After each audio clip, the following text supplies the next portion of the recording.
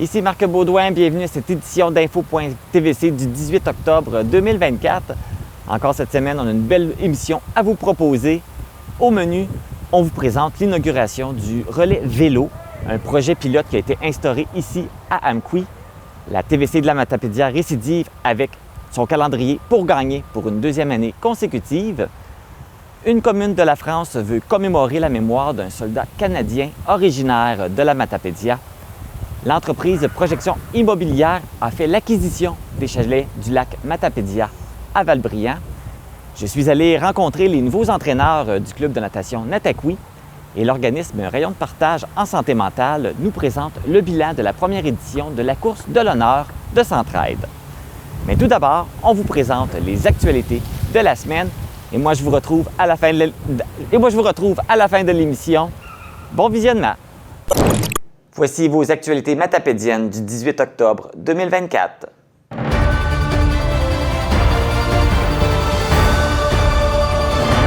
Le Centre de services scolaires des Monts et Marais a amorcé les étapes de consultation publique préalable pour la révocation des actes d'établissement.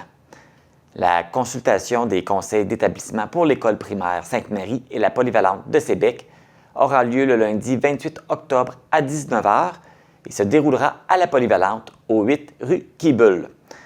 Vous pouvez consulter la documentation relative à cette consultation publique en vous rendant sur le site csSmm.gouv.qc.ca. Cette consultation publique est ouverte à toute la population et c'est l'occasion d'obtenir les informations sur cette démarche de révocation des actes d'établissement ainsi que de poser vos questions et soumettre vos commentaires. L'entreprise matapédienne d'entretien ménager commercial et institutionnel Lee Conciergerie est maintenant dirigée par de nouveaux entrepreneurs. L'entreprise familiale fondée en 1976 était jusqu'à ce jour administrée par des membres de la famille Lee. Les sœurs Jessica et Christina Lee ont décidé de passer le flambeau et les nouveaux entrepreneurs sont connus dans la région puisqu'il s'agit des copropriétaires des chalets locatifs Origine situés à Sébec, soit Jordan Caron et Jonathan Lavoie. Les nouveaux propriétaires voient cette acquisition comme une opportunité d'élargir les activités de Lee Conciergerie avec le développement de nouveaux services à offrir pour la Matapédia ainsi que pour l'Amétis et Rimouski. Pour assurer un transfert des pouvoirs en toute fluidité, Jessica et Christina Lee vont demeurer au sein de l'entreprise pour la prochaine année afin d'accompagner les nouveaux dirigeants dans leurs objectifs et pour leur transmettre leur expertise afin de préserver les valeurs qui ont fait le succès de l'entreprise familiale pendant plus de 4 décennies. La 16e édition de la Fête des Moissons s'est déroulée le 10 octobre dernier à la salle multifonctionnelle de Lac-aux-Saumons. Cet événement permet de reconnaître l'implication exceptionnelle des bénévoles de toutes les municipalités de la Matapédia et a été organisé avec le Centre d'action bénévole Vallée de la Matapédia et la municipalité de Lac-aux-Saumons. Les événements et activités auxquels vous participez dans l'année sont possibles grâce à la participation des bénévoles. Ce sont 18 personnes pour chacune des municipalités qui ont été honorées à titre de bénévoles de l'année. Il s'agit de Clément Raymond pour Albertville, Karine Bérubé pour Amqui, Monique Abud pour Cozapscal, Janine Leblanc pour Lac-aux-Saumons, Marie-Soleil Bélanger pour Saint-Alexandre-des-Lacs, Normand Saint-Laurent pour Saint-Cléophas, Gisèle Caron pour Saint-Damas, Maryse Turcotte pour Saint-Léon-le-Grand, Régis Harvé pour Saint-Moïse, Mélanie Lajoie-Bérubé pour Saint-Noël, Louis Boucher pour Saint-Tarcisius, Normand Blanchette pour Saint-Vianney, Sabin Gagnon pour Saint-Zénon-du-Lac-Amqui, Michel Lévesque pour Sainte-Florence, Stéphane Simard pour Sainte-Irène, Mélissa Aucorneux pour Sainte-Marguerite-Marie, Jean-Marc Gagné pour Sébec et Georges Sirois pour Valbriand. L'événement a permis également de souligner l'implication de jeunes bénévoles âgés de moins de 18 ans. Il s'agit de Félix-Antoine Landry d'Albertville, Simon Robichaud d'Amqui, Laurence Bergeron de Cozapscal, Édouard Hébert de Lac-aux-Saumons, Philias Leblanc de Saint-Cléophas, Charlotte Raté de Saint-Damas, Annabelle Turcotte de Saint-Léon-le-Grand, Billy Saint-Amand de Saint-Moïse, Ariane Ouellette de Saint-Noël, Philippe Clément de Saint-Tarcisius, Lucas Vaillancourt de Sainte-Florence, Eva Thériault de Saint-Irène, Jordan Saint-Hilaire de Sébec et Alex Lavoie de Valbriand. Pour remercier les bénévoles, un certificat de reconnaissance ainsi qu'un assortiment de produits locaux leur ont été remis. L'événement sera de retour l'année prochaine pour la 17e édition et ce sera Amqui qui en sera la ville d'hôte. Le Centre de services de recherche et d'expertise en transformation des produits forestiers, le CEREX, a annoncé la nomination de sa nouvelle directrice générale adjointe. Ingénieure en sciences du bois et possédant plus de 25 années d'expérience dans le domaine de la recherche et du développement, Julie Lessard apportera une expertise de premier plan en matière de gestion organisationnelle ainsi qu'une vision stratégique pour diriger le CEREX. La nouvelle directrice générale adjointe sera responsable de s'assurer de la qualité des services offerts, de coordonner les activités et les équipes, tout en déterminant les besoins reliés à ces nouvelles fonctions.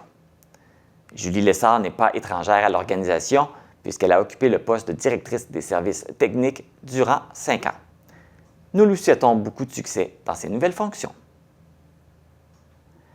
Le créateur de contenu Pierre-Luc Gauthier, mieux connu sous le nom de Bricologique, dont on peut écouter ses capsules pour apprendre à bricoler sur sa chaîne YouTube, a reçu une belle surprise.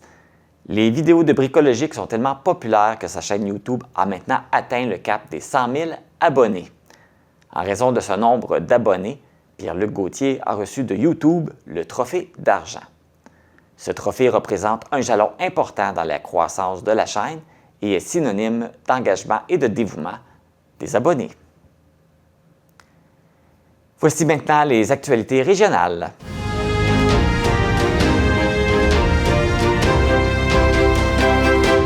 Les éducatrices affiliées à la Centrale des syndicats du Québec qui travaillent dans les centres de la petite enfance et en milieu familial dénoncent la lenteur des négociations en vue du renouvellement de leur convention collective échue depuis le 31 mars 2023. Les responsables de services de garde éducatifs en milieu familial ont répondu à 96 % en faveur du vote de moyens de pression qui pourrait être mis en place dès le mois de novembre. La Fédération des intervenantes en petite enfance du Québec mentionne que les moyens de pression pourraient s'échelonner sur 4 semaines et gagneraient en intensité chaque semaine. La première semaine, les centres de la petite enfance ouvriraient leur service 30 minutes plus tard. Ils lanceraient de 1 heure plus tard durant la deuxième semaine, d'1 heure et demie plus tard à la troisième semaine et de 2 heures plus tard pour la quatrième semaine. Si ces moyens de pression ne font pas avancer les négociations, le mois suivant, les syndiqués pourraient également débrayer durant des demi-journées et même des journées complètes pour accentuer la pression sur le gouvernement. Si les moyens de pression sont mis en place, ce serait environ 60 000 enfants et leurs familles qui en seraient affectés. Voici maintenant les actualités culturelles.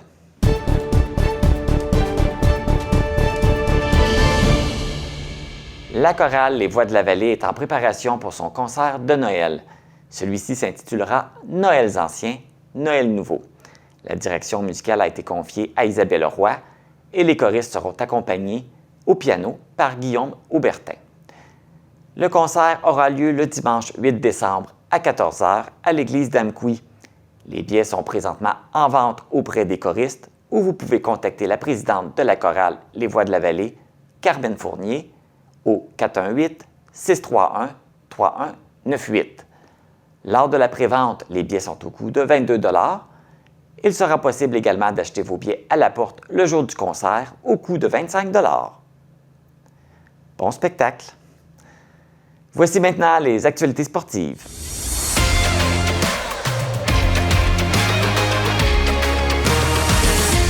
Amateurs de hockey, les billets de saison pour assister aux parties du bar laser de Coxabscal de la Ligue de hockey senior Desjardins de l'Est du Québec sont maintenant en vente.